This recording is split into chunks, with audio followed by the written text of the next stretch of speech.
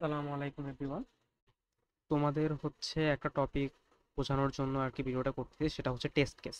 তোমরা অনেকেই দেখলাম এই কনফিউশনটা তোমাদের ভিতর আছে যে টেস্ট কেস বিষয়টা কিভাবে হ্যান্ডেল করব। এটা ক্লাসে অত ওভাবে ডিটেলসে বলা হয় নাই, তো ওই জিনিসটা আর কি তোমাদের বোঝানোর জন্য রেকর্ডিংটা করতেছি। তো টেস্ট কেস জিনিসটা আসলে কি? মনে করো তোমার এখানে একটা প্রবলেম ছিল, গতকালকে ডি নম্বর প্রবলেম যেটা ছিল কন্টেস্টে, সেটা ছিল এরকম যে তোমার কাছে একটা বহুভুজ দেওয়া থাকবে এবং সেই বহুভুজের কয়টা বাহু আছে সেটা দেওয়া থাকবে। তোমাকে বলতে হবে যে ওই বহুভুজের সবগুলো কোণের যোগফল কত। যেমন যদি ত্রিভুজ হয় তাহলে সবগুলো কোণের যোগফল হচ্ছে 180, আর যদি সেটা চতুর্ভুজ হয় তাহলে তার চার কোণের সমষ্টি হচ্ছে 360 ডিগ্রি, তাই না? এখন তোমাকে প্রবলেমটা এভাবে দেওয়া যে তোমাকে এন ইনপুট দিলে তোমাকে বলতে হবে যে এন বাহু বিশিষ্ট কোনো বহুভুজের ঠিক কত কয়টা মানে অ্যাঙ্গেলের ভ্যালু কত। অর্থাৎ কোনো পলিগনের এন এর ভ্যালু দেওয়া আছে, তোমাকে বলতে হবে এর সবগুলো কোণের যোগফল কত। বাট এখানে একটা বিষয় হচ্ছে, সেটা হচ্ছে first line of the input contains a positive integer টি। অর্থাৎ ইনপুটের দেখবা এখানে প্রত্যেকটা প্রবলেমের জন্য ইনপুট ফরম্যাট আর আউটপুট ফরম্যাট লেখা থাকে।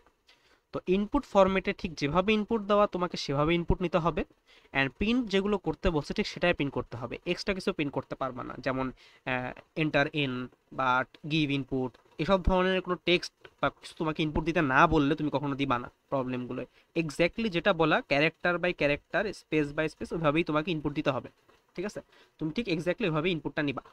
এখন কথা হচ্ছে এই প্রবলেমটার ক্ষেত্রে তোমাকে বলছে যেহেতু টেস্ট কেস আছে, অর্থাৎ the first line of the input contains a positive integer T indicating the number of test cases in the problem, the next T lines each contain a positive integer N, N এর range দেওয়া 1 থেকে 100, the number of sides of each polygon. অর্থাৎ তোমাকে পলিগনটার কয়টা side সেটা দেওয়া থাকবে। যেমন এখানে যদি দেখো টেস্ট এটা বোঝার ট্রাই করো টেস্ট কেসটা, এখানে ফার্স্টে তোমাকে 4 ইনপুট দিছে। এটা মানে এটা না যে তোমার চতুর্ভুজ বা চার বাহু বিশিষ্ট কোনো পলিগনের অ্যাঙ্গেল কত, মানে চতুর্ভুজের অ্যাঙ্গেল কত সেটা চায় নাই। তোমাকে ফার্স্ট যে লাইনটা দেওয়া সেটা মানে হচ্ছে তোমাকে ঠিক কতগুলো এন এর ভ্যালুর জন্য এটা অ্যান্সার করতে হবে। লাইক 4 দেওয়া যেহেতু, তার মানে তোমাকে আরও 4টা সংখ্যা লাইন বাই লাইন ইনপুট দেওয়া হবে।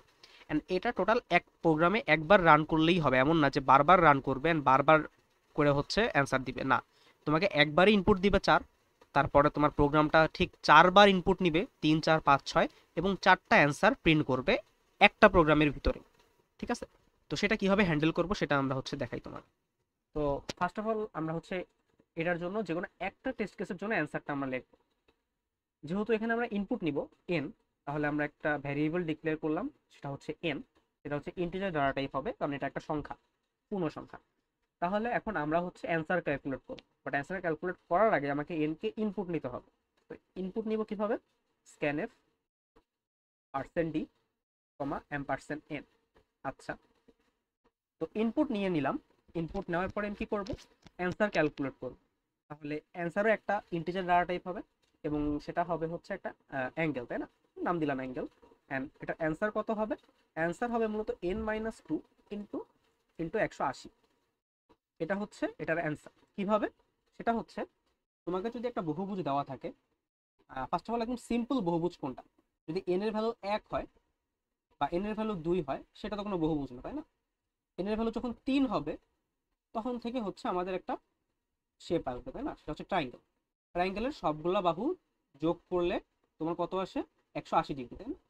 আচ্ছা, এখন যেহেতু সিম্পল হচ্ছে 180 ডিগ্রি, এখন তোমাকে যদি চতুর্ভুজ দেওয়া থাকে, সেটাকে তুমি ঠিক কয়টা ট্রাইঙ্গেলে ভাগ করতে পারো? তুমি যদি মাঝখান দিয়ে ভাগ করে দাও, তাহলে দেখবে যে দুইটা ট্রাইঙ্গেলে ভাগ হচ্ছে।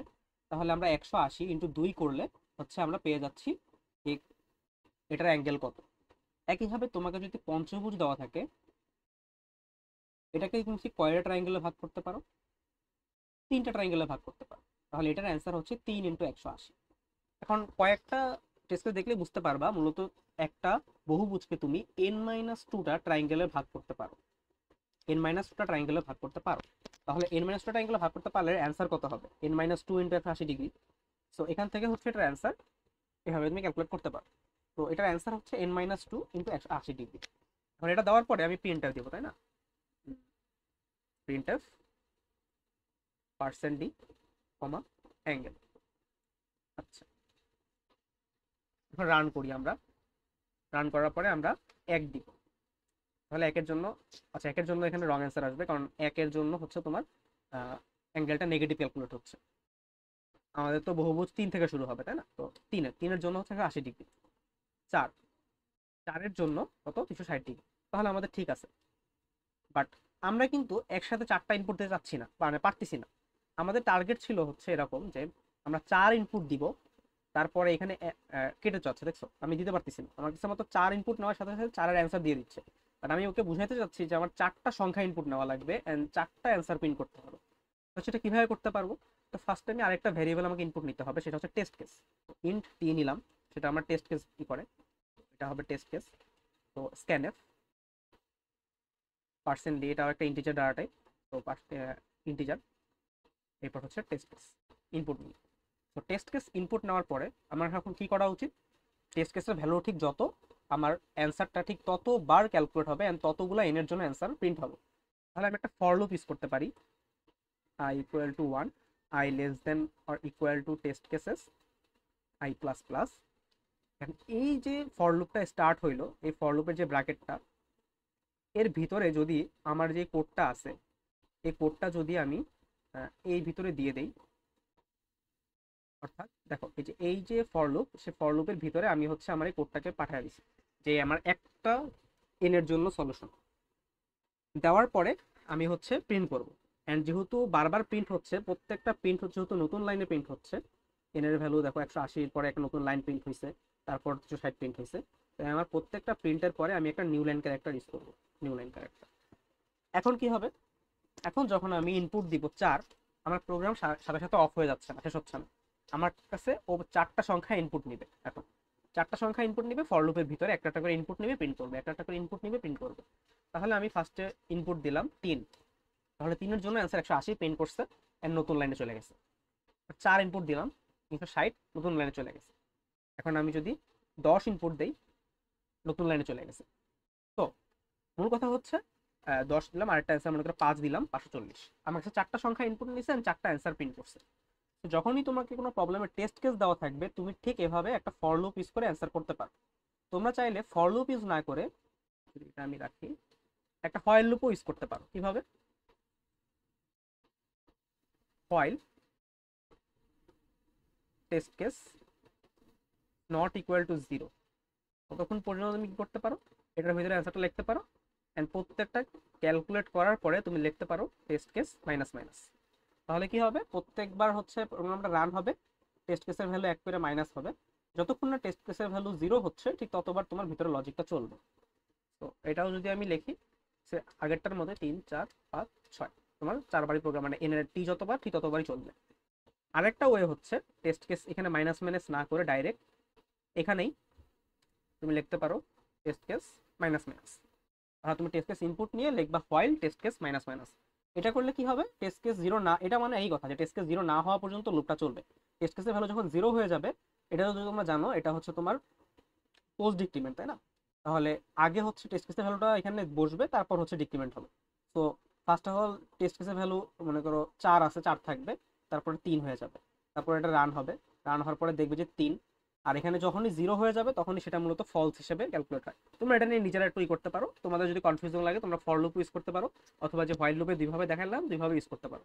বাট টেস্ট কেস যখনই তোমাকে দিবে, ঠিক এইভাবেই ক্যালকুলেট করবে যে টেস্ট কেসটা ফার্স্ট ইনপুট নিবা, দেন একটা লুপ ইউজ করবা এন্ড লুপের ভিতরে তোমার একটা ইনপুটের জন্য সলিউশনটা লিখবা, তারপর হচ্ছে তুমি সাবমিট দিবে। ঠিক আছে? এখন যদি আমরা সাবমিট দেই,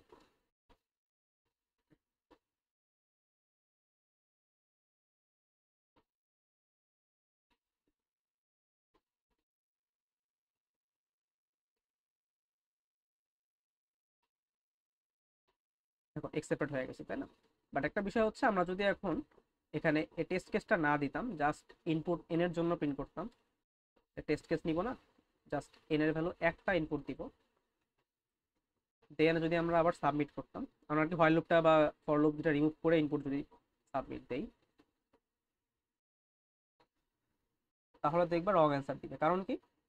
কারণ হচ্ছে ও ফার্স্টেই দেখতেছে যে এখানে যে টেস্ট কেসটা দেওয়া ইনিশিয়ালি, এখানে যে টেস্ট কেসটা দেওয়া, যে 4টা সংখ্যা ইনপুট দিবে, ওই 4টা সংখ্যা ইনপুট দিতেই পারতেছে না। যখন তুমি 4 ইনপুট দিচ্ছ, তোমার এখানে 4-এর জায়গায় 360 প্রিন্ট হয়ে যাচ্ছে। সো সেটা রং অ্যান্সার।